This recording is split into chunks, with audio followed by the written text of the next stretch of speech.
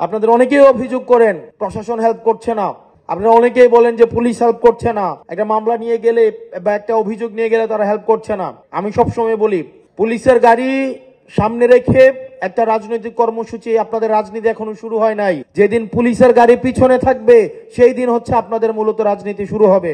আপনি যদি মনে করেন প্রশাসনিক সহায়তা করলে আপনার রাজনীতি আগাবে আর এখন আগাবে না, তাহলে আপনি ভুল রাজনীতি করছেন। আপনাকে আত্মনির্ভরশীল হইতে হবে, নিজের পকেটের টাকা খরচ করে আপনাকে রাজনীতি করতে হবে। আপনি আমাকে জিজ্ঞেস করেন ফাইন্যান্স কোন জায়গা থেকে আসবে, ফাইন্যান্স আপনার নিজের পকেট।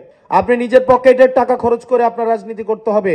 গত মাসে সেন্ট্রাল কমিটির প্রত্যেকটা মেম্বার থেকে আমরা পকেট থেকে আমরা টাকা সংগ্রহ করেছি। এখন বলতে পারেন আমরা চাঁদাবাজি করছি। আমাদের নিজেদের কর্মীর থেকে, আমাদের নিজেদের সংগঠনে যারা আছে আমরা তাদের থেকে আমরা টাকা নিয়ে হচ্ছে আমাদের এই প্রোগ্রাম, আমাদের কর্মসূচি বাস্তবায়ন করতে হচ্ছে।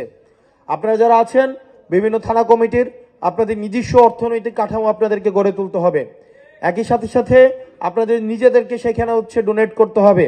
আমাদের যে ক্রাউড ফান্ডিং এর যে মডেল রয়েছে আপনাদের সেইখানে অংশগ্রহণ করতে হবে।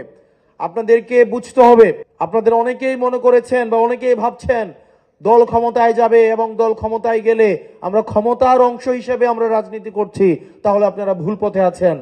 যাদের এই চিন্তা রয়েছে তারাই এখনই হচ্ছে আপনারা এনসিপি থেকে ত্যাগ করে আপনারা নিজেদের মতো করে আপনারা অন্য রাজনৈতিক দলে চলে যেতে পারেন। রাজনীতি ক্ষমতায় থাকলে ক্ষমতায় না থাকলেও আমাদের এই রাজনীতি অব্যাহত থাকবে। আমরা যে একটা বেটার বাংলাদেশ, যে বাংলাদেশে বৈষম্যহীন একটা বাংলাদেশ উপহার দিতে চাই, সেই বৈষম্যহীন বাংলাদেশ উপহারের যাত্রা আমাদেরকে অব্যাহত থাকবে।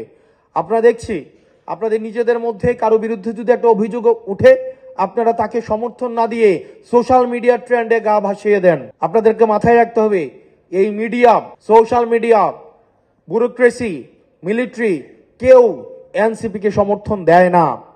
আমরা এনসিপি নিজের মতো করে আমরা সমৃদ্ধ হয়ে নিজের মতো করে আত্মনির্ভরশীল হচ্ছে। সুতরাং সোশ্যাল মিডিয়ার প্রপাগান্ডায় গা ভাসানোর আগে আপনাদের যেটি করতে হবে, আপনাদের ফ্যাক্ট চেক করতে হবে এবং নিজের যে সহযোদ্ধা, এই সহযোদ্ধার উপর আস্থা রাখতে হবে।